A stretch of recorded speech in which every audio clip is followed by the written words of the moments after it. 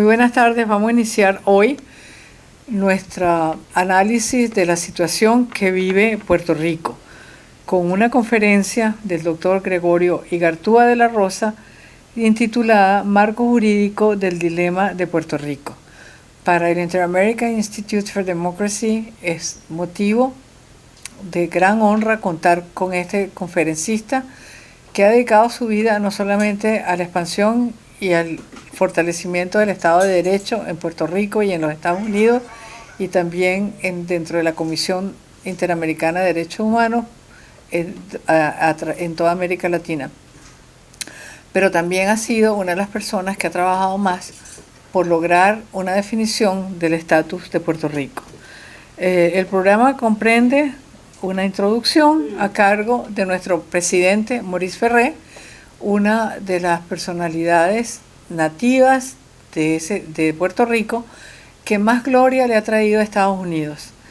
El doctor Maurice Ferré ha sido el primer alcalde hispano elegido en los Estados Unidos, ha sido un luchador incansable e infatigable por el desarrollo del estado de la Florida y ha logrado con sus esfuerzos que una ciudad como Miami, que era una ciudad simplemente un destino vacacional y un destino de compra, se haya convertido en una ciudad cosmopolita, pujante y llena de ínfulas globalizadoras que van a permitir que sea el conducto entre las dos Américas o el eslabón que une a las dos Américas. Contamos hoy con, además, las intervenciones de Carlos Sánchez Berzaín, nuestro director ejecutivo, quien, además de haber sido 5 veces ministro de gabinete en Bolivia, es un estudioso de los problemas del desarrollo de América Latina y muy particularmente de aquellos problemas que afectan la libertad y la democracia. Más recientemente, él se ha concentrado en el estudio de las maneras como se puede combatir el crimen organizado transnacional a través de la aplicación de la Convención de las Naciones Unidas contra el crimen organizado transnacional, o también llamada Convención de Palermo. Y finalmente vamos a tener la intervención de Miguel Ángel Martín Tortabú, el presidente del Tribunal Supremo de Justicia de Venezuela en el exilio. Esta conferencia es la primera de una serie que vamos a tener sobre la problemática que aflige a Puerto Rico, que es variada.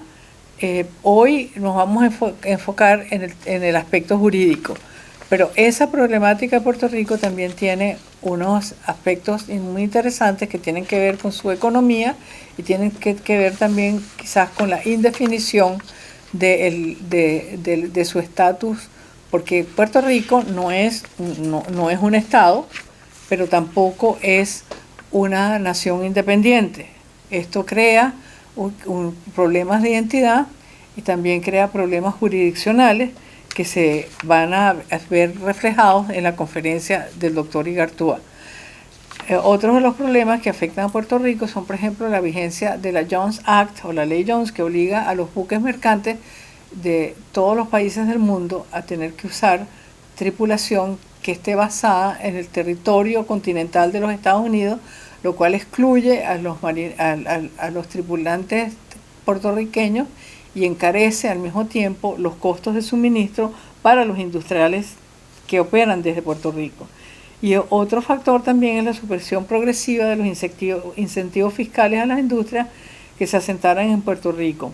Este proceso, que comenzó en el año de 1996, sin que se creara una alternativa para las empresas que ya habían escogido Puerto Rico como domicilio, se ha traducido en un incremento del desempleo y, por supuesto, una reducción de las recetas fiscales con que Puerto Rico mantiene sus servicios sociales. Finalmente, entre los males que afectan a Puerto Rico está la corrupción rampante y están los desastres naturales. Contamos hoy con un analista de primer nivel y, sin más, le voy a dar la palabra al doctor Igartúa de la Rosa. Perdón. Pero le voy a dar la palabra a nuestro presidente Maurice Ferré.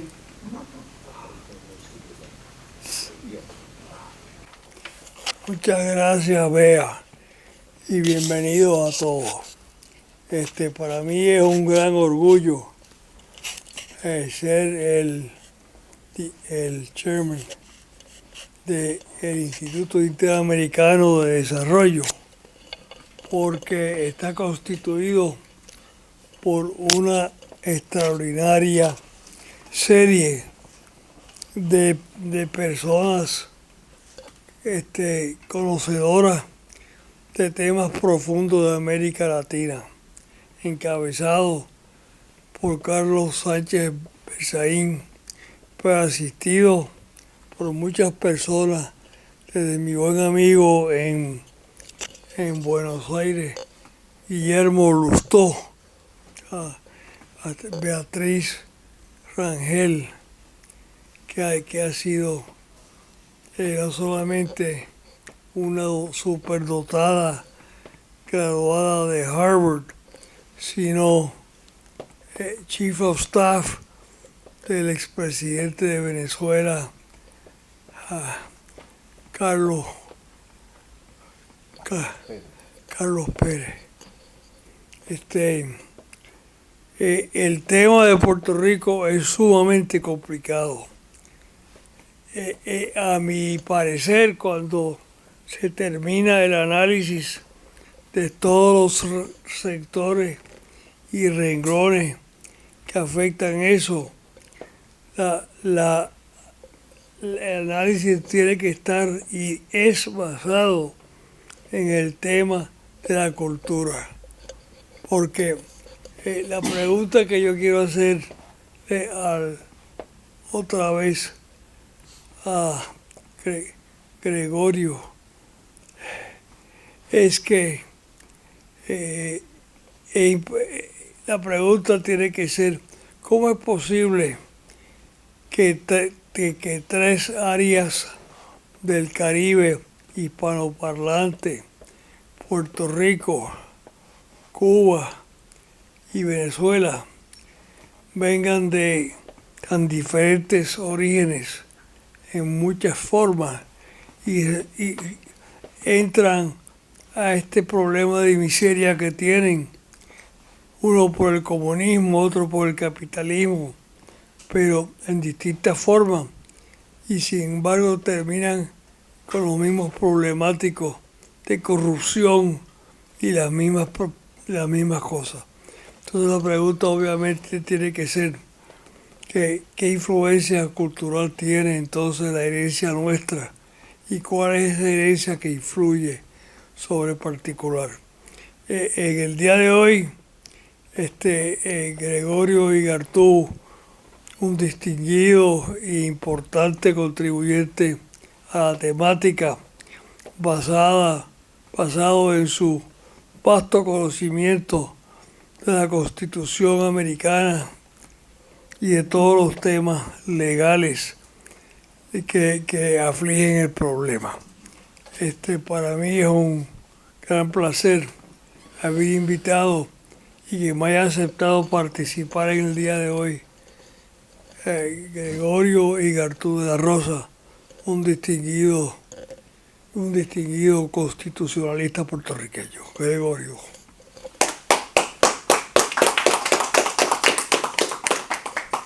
Sí, pues muy buenas tardes. Un honor estar sentado al lado de ustedes, pero muy especialmente compartir con el señor Maurice Ferré, que ayer estuve leyendo un libro de su autoría y mencionaba que yo sabía bastante, pero todo el bagaje académico, cultural, industrial, de hombres de historia, de humanidades, que tiene el señor Ferré, que es un verdadero orgullo, no tan solo para Miami, para Florida, sino especialmente para nosotros en Puerto Rico, y saber que yo estoy sentado al lado de él es algo muy grande para mí. Y está su esposa aquí, su hija y amigos.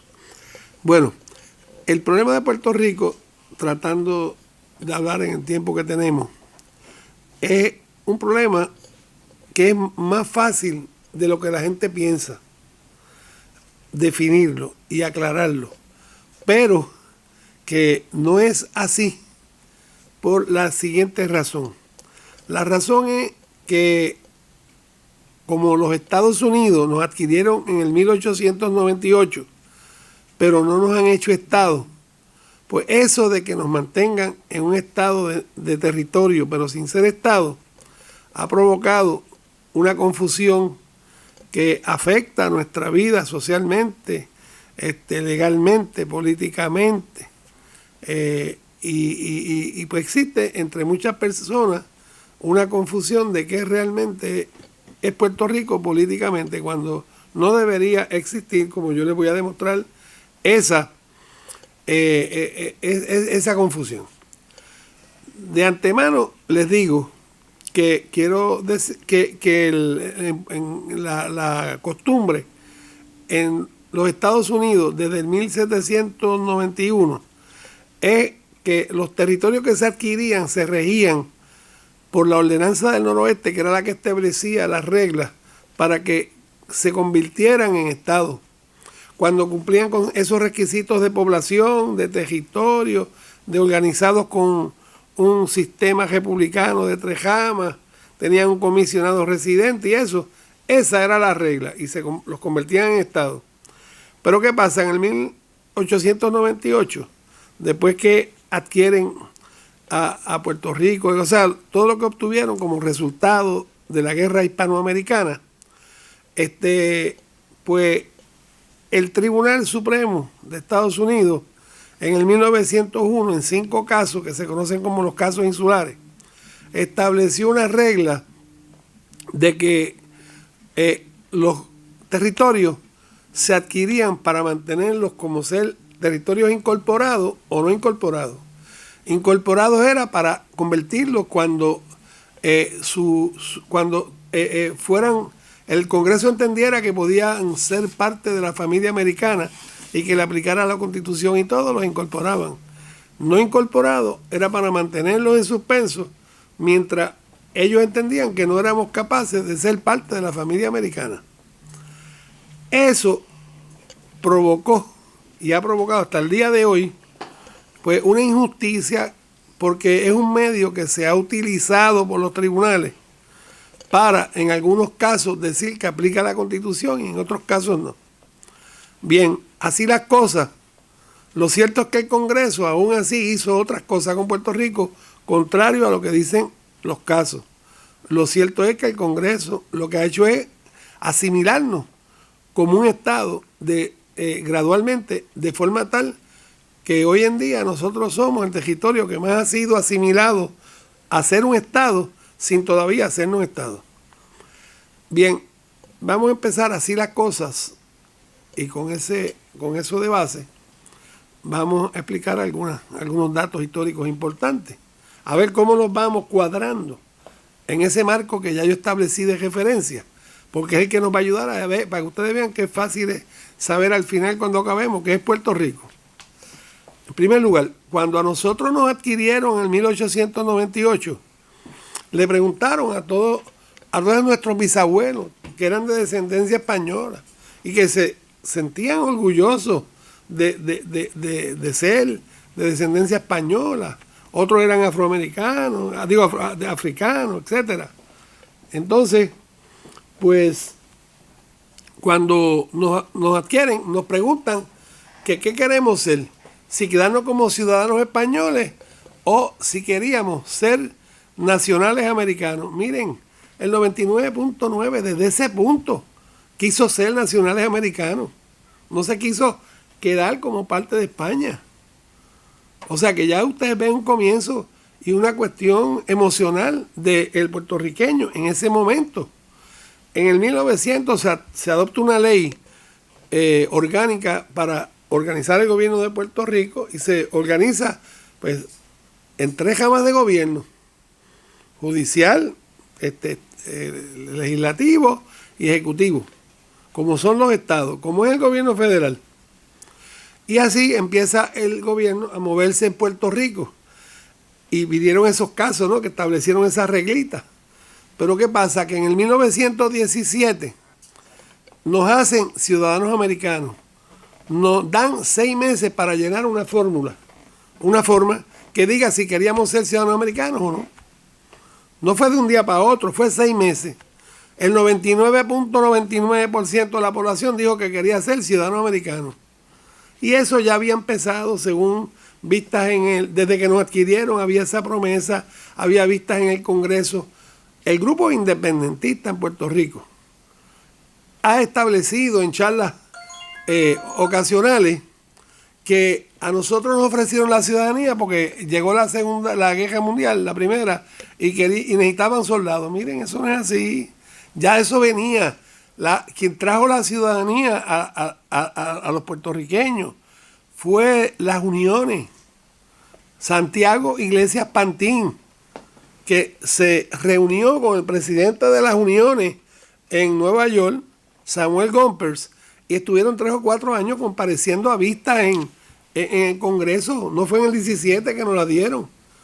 Y entonces ya pues éramos ciudadanos americanos.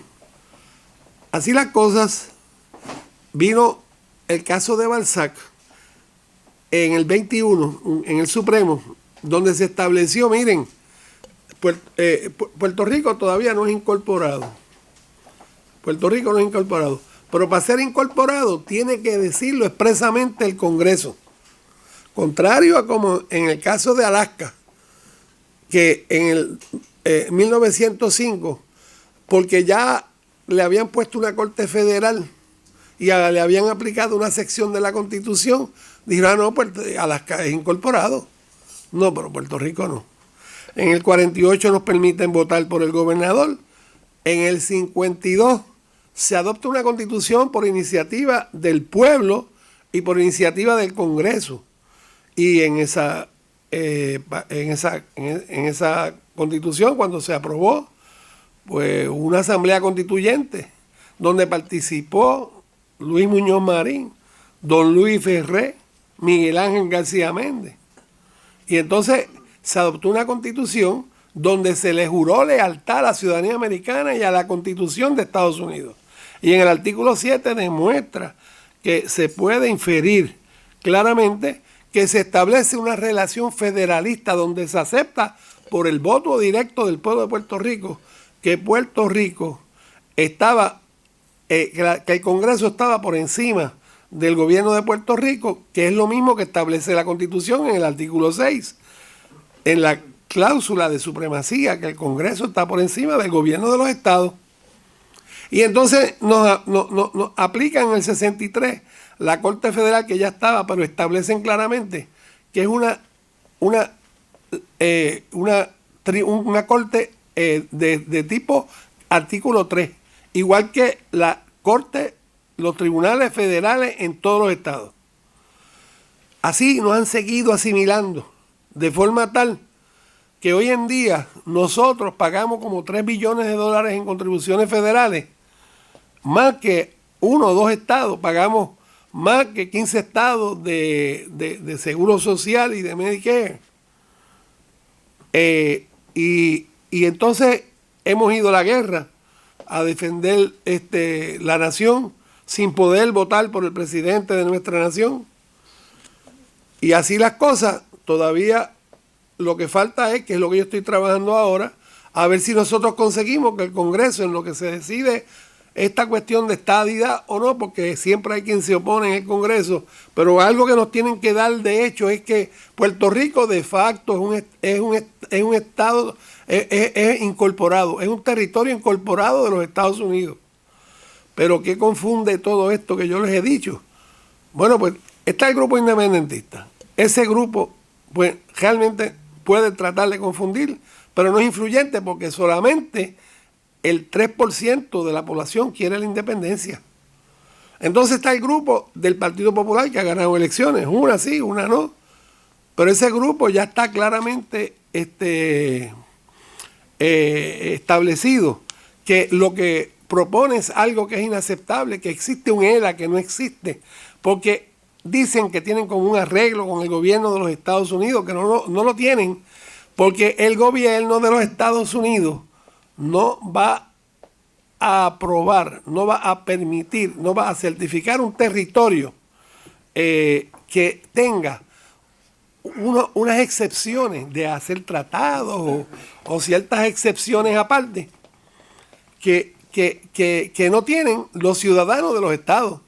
O sea, Estados Unidos no le va a permitir a los ciudadanos americanos de Puerto Rico tener el privilegio que no tienen la de los estados. Y además está la cláusula constitucional de igual protección de las leyes y debido proceso. Bueno, así las cosas, nosotros no podemos participar en elecciones federales. En el año 2000, yo llevé un caso. Yo he llevado 5 casos en 30 años ad honorem ante los tribunales federales para que nosotros votemos en elecciones presidenciales primero y después por representantes. En el año 2000 yo gané el caso y entonces se aprobó una legislación para que votáramos. Y Clinton apeló a Bill Clinton, el presidente, apeló a Boston, y Boston en 2 semanas revocó la sentencia, una semana antes del proceso eleccionario. A lo mejor Gore hubiera salido presidente, porque en Puerto Rico hay muchos demócratas. Entiendo yo que más que republicanos. Aunque yo entiendo que Puerto Rico sería un estado que se movería de acuerdo a quién sea el candidato. Un swing state no creo que sería un estado fijo. Así que en Puerto Rico se imprimieron 2 millones de papeletas para votar por el presidente de Estados Unidos y 2 millones de papeletas se quemaron a la semana porque Boston revocó la sentencia. Este caso, pues entonces quedó ahí. Yo llevé otro caso, gané en el apelativo un juez que votó, o 2 jueces que votaron a favor mío. Eso era ya el tercer caso. Llevé 2 casos más para que votáramos por representantes. El quinto, el último caso, en Boston, el panel de 3 jueces votó a favor mío completamente. Cuando digo mío es de Puerto Rico, de todos nosotros, para que participáramos en elecciones federales. Y entonces cuando lo vio el pleno del tribunal, pues de 7 jueces, 4 dijeron que no y 3 dijeron que sí. El Supremo nunca, por ahora, va a coger un caso de esa naturaleza. ¿Por qué? Por las mismas razones que afectan la confusión que nosotros tenemos de ignorancia sobre el verdadero estado legal que yo les he explicado aquí, o por cuestiones de pretensión como las del Partido Popular, que saben que no existe eso y siguen ganando elecciones a base de algo, de un muñeco que no existe. Y no es porque ellos sean pretenciosos que no lo pueden definir, es que no lo hay. Es que Estados Unidos no lo va a permitir. Entonces, en el juego de la discriminación, por otro lado, en esos 5 casos, pues ha sido muy educativo, porque todo lo que ha pasado, pues todos esos jueces han tenido que discutir los casos. Los ayudantes de esos jueces han tenido que estudiar los casos. Por ejemplo, en el Supremo nada más, hay 9 jueces y tienen como 40 ayudantes. Y todos esos ayudantes se tienen que leer esos briefs y aprenden de Puerto Rico. Nosotros tenemos tan mala suerte que la juez Sotomayor, que es la juez de origen puertorriqueño en Supremo, la primera y la única, pues tiene la confusión de que quiere la estadidad para ella, pero es de naturaleza ELA o independentista. O por lo menos sus relaciones personales son con los grupos del Estado. Es una persona muy buena, entiendo yo. Yo la he saludado en un par de ocasiones, pero es una persona que no le va a dar el break. Entonces, con eso de la ignorancia que yo les digo, fíjense ustedes las confusiones que trae, estamos bien, ¿verdad? Las confusiones que trae esto que yo les dije al principio de la cuestión de lo que creó los casos insulares en los tribunales, que para unos casos dicen que sí, que aplica la Constitución, para otros casos que no. El honorable juez Gustavo Gelpi estableció hace 5 años o 6 años, en el caso de Consejo de Salud versus Playa de Ponce, que Puerto Rico, siguiendo la misma analogía que yo sigo en los escritos míos, que Puerto Rico es un territorio incorporado. O sea que ya está establecido por un juez. Lo que pasa es que como el Supremo es el que estableció la regla, pero a los jueces se le ha ido, tanto los jueces de distrito en Puerto Rico como los jueces del apelativo y los mismos jueces del Supremo, que necesariamente si quieren continuar con la discriminación de los casos insulares, que continúen. Pero lo que hay que saber es que de esos casos se pueden sacar ciertos criterios para, sin tumbar los casos, decidir a base de esos criterios, y uno de ellos es que si somos parte de la familia americana, ¿qué más que ser ciudadano americano de la nación? Y eso lo establecen tratadistas de derecho internacional que han escrito, miren, Puerto Rico era un territorio no incorporado por los casos insulares, pero desde que sus ciudadanos tuvieron la ciudadanía americana, que es por nacimiento desde 1950, para que lo sepan, la ciudadanía americana de nosotros es por nacimiento, pues entonces ya es un territorio incorporado. O sea que lo que yo digo está respaldado no solamente por mí, está respaldado por algunos jueces y está respaldado por tratadistas de las universidades que han dicho lo mismo que yo digo. Yo tengo un libro que se llama el territorio incorporado de facto de Puerto Rico. Ahí está todo. Yo no escribo nada si no está respaldado por otras autoridades.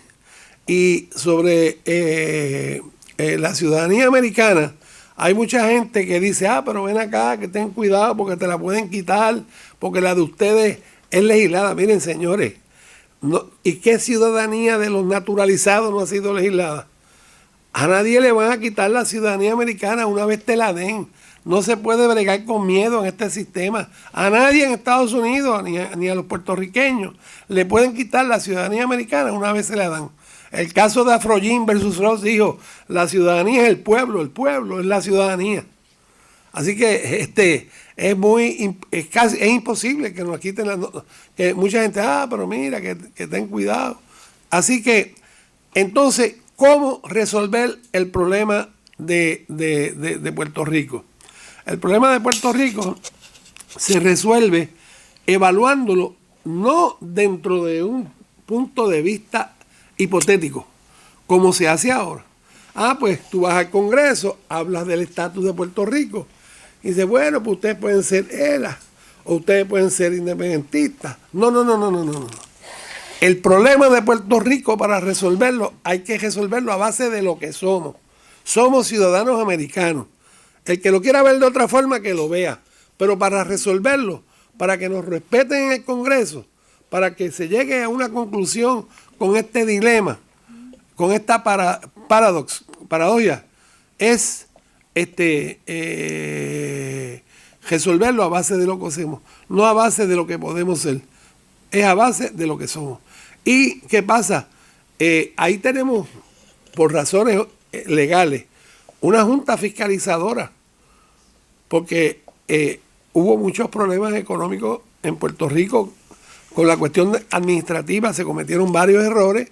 La administración pasada no entregaba los estados de situación que le pedía el Congreso, pues tuvieron que nombrar una junta. Si no le entregaban los estados de situación de Puerto Rico para poder tomar decisiones a favor de Puerto Rico, pues tuvieron que nombrar una junta, y muy bien nombrada. Pero esa junta está cometiendo un error. Esa junta está cometiendo el error de que no le dicen al Congreso, miren, estamos haciendo aquí todo lo posible, estamos fiscalizando, pidiendo informes, evaluando, pero miren, Congreso, Puerto Rico, mientras tenga un trato desigual, no hay quien le resuelva el problema económico de Puerto Rico, porque nos dan la mitad de lo que nos merecemos en todo. El trato es la mitad. Es como si tú tuvieras un carro para cada uno de los ciudadanos americanos que residen en los estados, que puede correr a 75 millas por hora. Pero a los puertorriqueños, ciudadanos americanos, en Puerto Rico, el carro que nos dan coge 50 millas. Pues si tú vas a ir en esa competencia cogiendo de Aguadilla, de donde soy yo, a San Juan, pues el que va a 75 millas va a llegar mucho antes, siempre me va a ganar, no hay forma. No hay forma de establecer un equilibrio económico en ese círculo de oferta y demanda de la rueda económica del país americano, de Estados Unidos, si a nosotros no nos ponen y nos empotran en esa máquina con los mismos derechos, los mismos deberes y el mismo trato de los demás. Así que hasta ahí espero, en el tiempo que hemos tenido, haberles explicado un background, un bagaje sobre el caso de Puerto Rico. Siempre se le olvida algo a uno. ¿Alguna pregunta de alguno de ustedes? Ajá.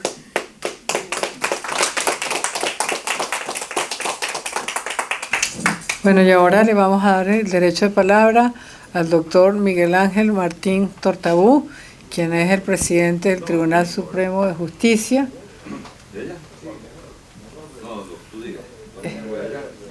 Acá. Quien es el presidente del Tribunal Supremo de Justicia en el exilio de Venezuela.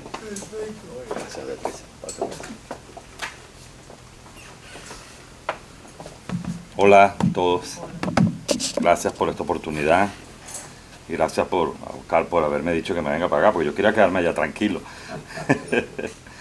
Bueno, como siempre en este instituto, como un tanque de pensamiento, maneja temas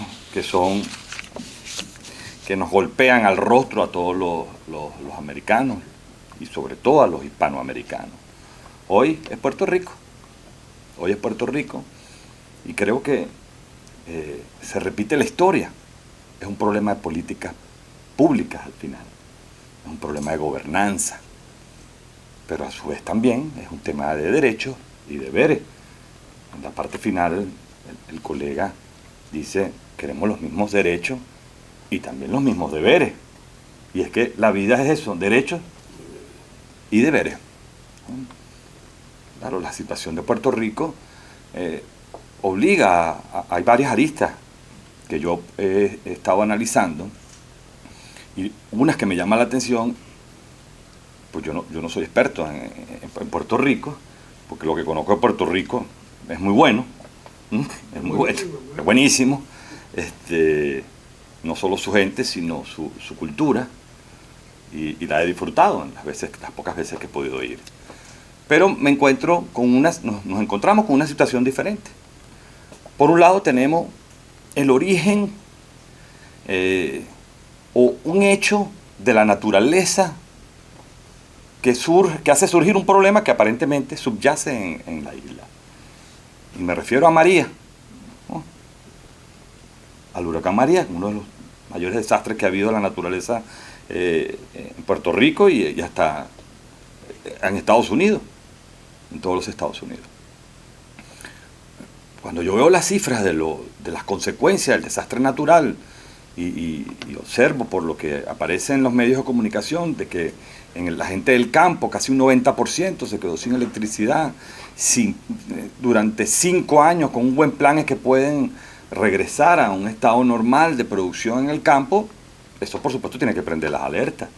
Cuando se ve que no hay electricidad, cuando se ve que no hay los servicios mínimos, el agua, las casas devastadas por la naturaleza, bueno, yo como venezolano automáticamente me conecto porque en mi país ocurre algo parecido, solo que no es producto de la naturaleza, sino producto del hombre, que es por un régimen dictatorial. Aquí nos encontramos este hecho de la naturaleza que ha debido sacar lo mejor de Puerto Rico, y todos los puertorriqueños, independientemente de sus intereses o sus posiciones políticas, han debido atender el tema de la gobernanza y el tema de la colectividad. Y, paradójicamente, 2 casos de corrupción, creo que si mal no recuerdo llega a 15 millones de dólares lo que se está reclamando o se está investigando de 2 funcionarios de la gobernación, hacen surgir un detonante que se une a la frustración de la carencia y la vivencia por el hecho natural y un problema de políticas públicas, de gobernanza, de institucionalidad, de legalidad, ¿no? que lo vivimos en cada uno de nuestros países porque no estamos ajenos a nada de eso. Pero después vemos como una forma de resistencia diferente a la conocida, o sea, la forma como hay una protesta pública que confluyen diferentes personalidades, más la ciudadanía y por supuesto los influencers, porque involucra hasta los artistas, involucra gente que mueve masas. Y lo que genera el detonante, otro de los detonantes, es una filtración de unas comunicaciones. A pesar de que en toda nuestra legislación existe la privacidad de las comunicaciones, el funcionario público no tiene privacidad. Se debe a los actos de gobernanza. Y fueron publicadas creo que 900 páginas de una interacción, de interactuar en un sistema de comunicación que es Telegram. Pero después observamos que tenían ya desde más de 6 meses que estaban infiltrados y estaban buscando información. Quiere decir que algo subyace en todo esto. Pero lo importante es que tenemos 3 aspectos que yo quiero conectar. Uno, tenemos una tragedia natural en donde todos los puertorriqueños, todos los norteamericanos, todos los americanos, por solidaridad, por humanidad, hemos debido atender a esa población inmediatamente. Absolutamente todo. Eso es lo que se llama el deber de proteger. Después nos encontramos hechos o acontecimientos que hacen surgir la verdadera causa del mal, que es una frustración de la población. Un problema de políticas públicas, un problema de moralidad, como es el caso de un chat en donde se divulgan informaciones con un contenido inapropiado, en donde incluso se llega a mencionar o a tratar de una forma vejatoria a las personas víctimas, de esa tragedia. Eso es un detonante. Independientemente de los intereses y las posiciones, había una frustración y después se activó algo que lo tenemos todas las sociedades, pero aquí lo podemos analizar y estudiar, que es un código de ética. Al final, en la rabia, en la frustración, en la resistencia, en la protesta, en la lucha, así ha estado acompañado de intereses o empujada de alguna manera por posiciones políticas, porque posiblemente eso haya ocurrido, no lo sé con exactitud. Al final hay un código de ética que tiene la sociedad puertorriqueña que se presentó allí, y es que no aceptamos acciones como esta, que van en detrimento de lo que debe ser correcto, Y bueno, vimos nosotros cómo la institucionalidad funcionó, cómo la fuerza de la gente, de la ciudadanía, porque ahora con la época del posmodernismo, todos somos activos en política, todos, a tal punto que un chat interactúan tantas personas. Y vemos cómo hay luchas dentro de esos chats. Yo le llamo bullying, en el caso del WhatsApp, bullying WhatsApp, ¿no? Cómo empiezan incluso a ver la personalidad de quien escribe y la personalidad de quien lee. Y por supuesto ahí comienzan los conflictos de comunicación. Pero lo interesante de esto es que despertó una fuerza basada en un código de ética.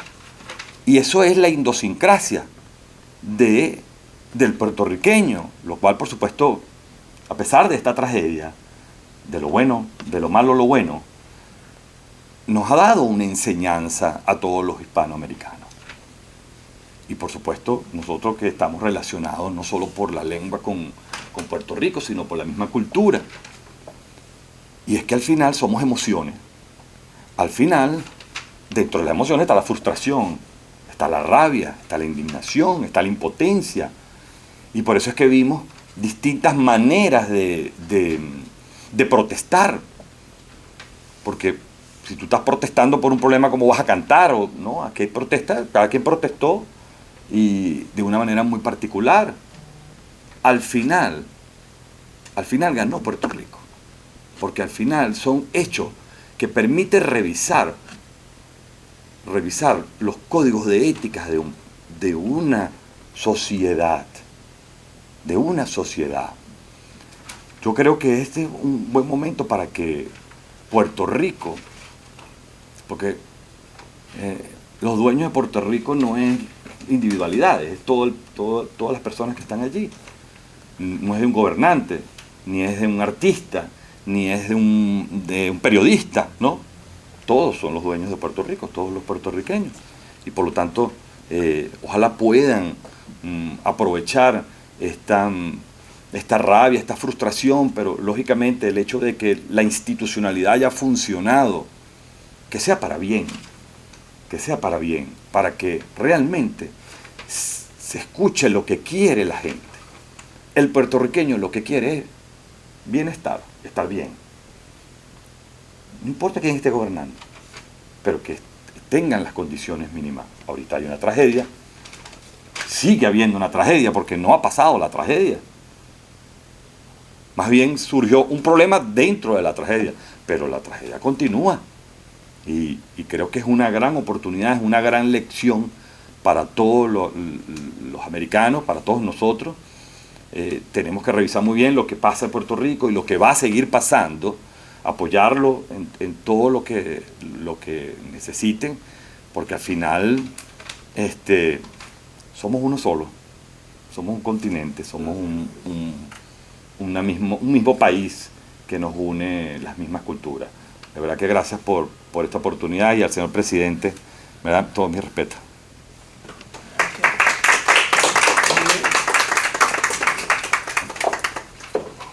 Gracias. Después de estas dos magníficas exposiciones, la del doctor, la del doctor, perdón, así. Vamos a darle, ha pedido la palabra a nuestro presidente, don Maurice Ferré, y le vamos a dar la palabra a él. Le agradezco infinitamente al doctor Martín Tortuga su intervención y sus palabras sabias, con las cuales estoy mayormente de acuerdo. Aquí no estamos reunidos para eso. Estamos reunidos para ver esto dentro de un marco jurídico del dilema de Puerto Rico.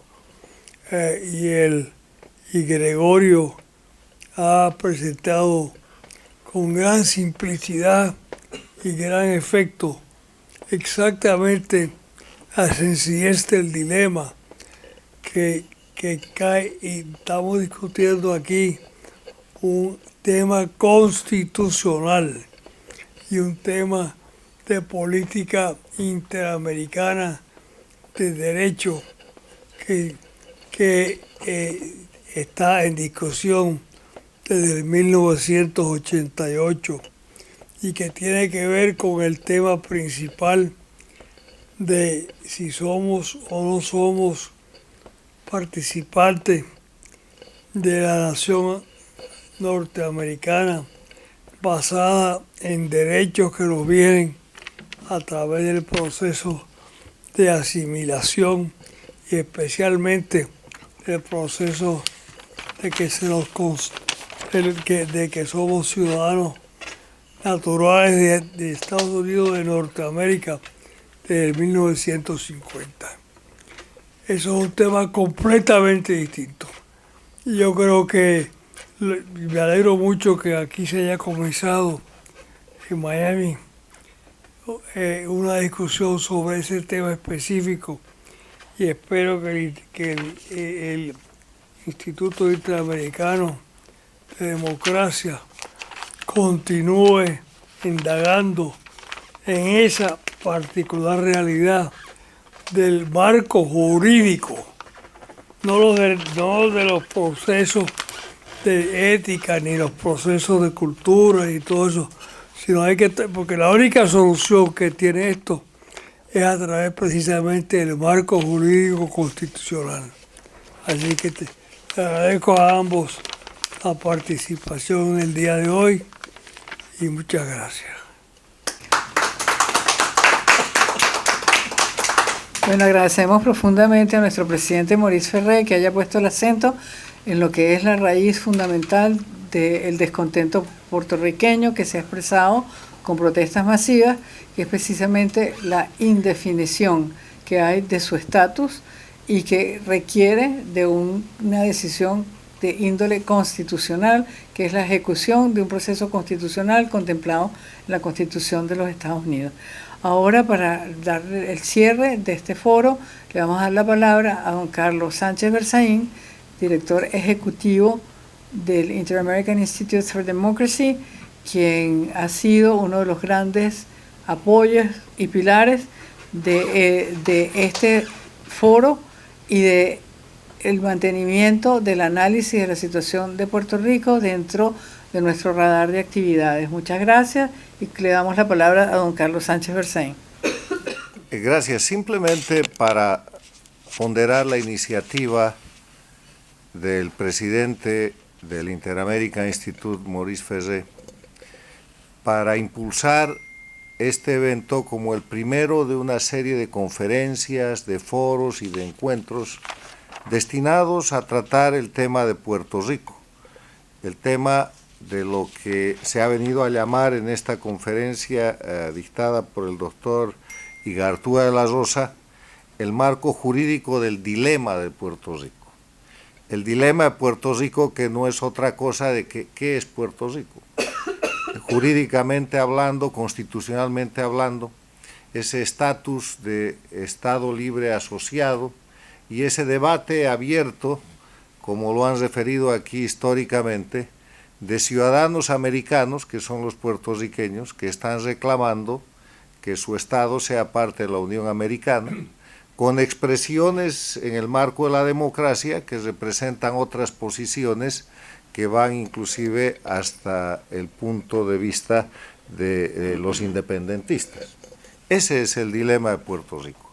Pero la coyuntura ha querido que, iniciando el Inter-American Institute for Democracy, esta serie de análisis para tratar entre americanos en el ámbito hemisférico, entre puertorriqueños y norteamericanos, el dilema de Puerto Rico, esto coincida con una situación política que es la que todo el mundo conoce y es a la que se ha referido el presidente del Tribunal Supremo de Justicia de Venezuela, el doctor Miguel Ángel Martín Turbay. Y se trata de que es una coyuntura en la cual la condición de un Estado que forma parte, así sea como Estado libre asociado, de lo que es la democracia más importante del mundo, de los Estados Unidos, permite un conjunto de definiciones y un conjunto de salidas que están en el marco de lo que es la esencia de la estructura institucional y constitucional de los Estados Unidos, que es el rule of law, el Estado de Derecho.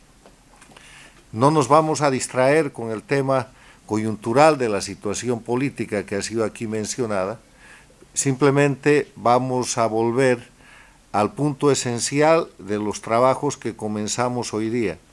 Insisto en que esta es la primera actividad de una serie de conferencias, de foros, de coloquios, de trabajos sobre el tema de Puerto Rico, en el que esperamos escuchar las diferentes opiniones y al término de las cuales esperamos, como Inter-American Institute for Democracy, presentarle a la comunidad interamericana caminos, soluciones y visiones sobre el tema, que se inicia hoy día con una gran frase de nuestro conferencista, el doctor Gregorio Igartúa de la Rosa, que yo quiero rescatar.